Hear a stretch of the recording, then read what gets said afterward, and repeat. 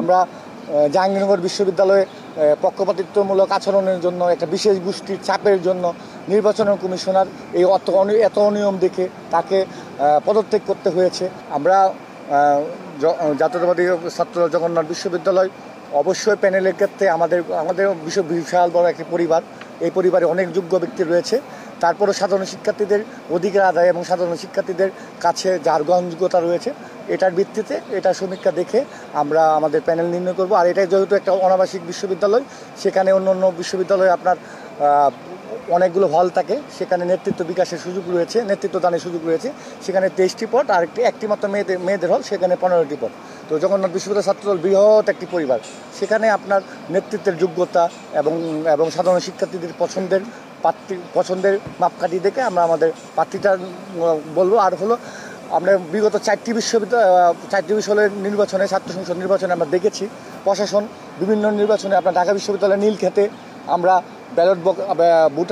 আপনার বুটের স্লিপ পেয়েছি। পরের দিন আমরা জাহাঙ্গীরনগর বিশ্ববিদ্যালয়ে পক্ষপাতিত্বমূলক আচরণের জন্য একটা বিশেষ গোষ্ঠীর চাপের জন্য নির্বাচন কমিশনার এই এত অনিয়ম দেখে তাকে পদত্যাগ করতে হয়েছে। তো আমরা এই জগন্নাথ বিশ্ববিদ্যালয়ে এই প্রশাসন যেহেতু প্রথম নির্বাচন পরিচালনা করছেন, তাদের